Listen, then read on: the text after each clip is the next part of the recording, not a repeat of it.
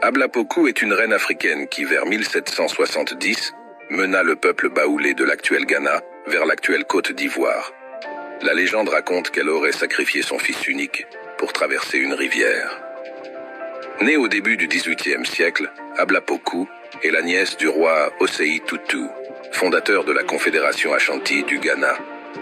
À la mort de ce dernier, son neveu lui succède sur le trône.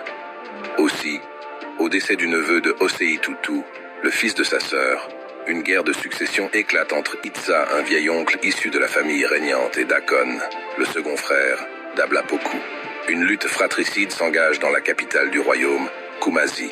Au cours de celle-ci, Dakon est tué. Dès lors, Ablapoku sait le terrible sort qui l'attend si elle reste. Protégée par une tribu de fiers guerriers, mais également de nobles à sang royal, les Lefa à fouet s'érigèrent en dernier rempart de la famille royale. La reine s'enfuit donc vers le nord-ouest avec sa famille, ses serviteurs, ses soldats fidèles, et tous ceux du peuple qui se reconnaissent en elle ou en Dakon. Selon la légende, la reine Ablapoku et ses partisans se retrouvent bloqués dans leur fuite par le fleuve mugissant de la Comoé, barrière naturelle entre leurs anciennes terres, situées dans le Ghana actuel, et le territoire devenu aujourd'hui Côte d'Ivoire.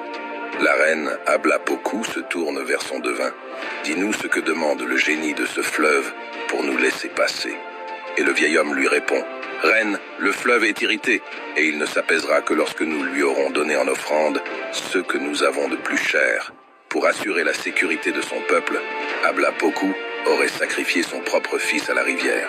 On croyait que cet acte avait apaisé les esprits et permis à son peuple de traverser. Après la traversée, la reine se retourne et murmure dans un sanglot « Baouli », ce qui signifie littéralement « l'enfant est mort ». C'est ainsi qu'en souvenir de cet enfant, la tribu d'Ablapoku aurait été appelée Baoulé. Ablapoku est surtout rappelée pour son sacrifice et la fondation du royaume baoulé.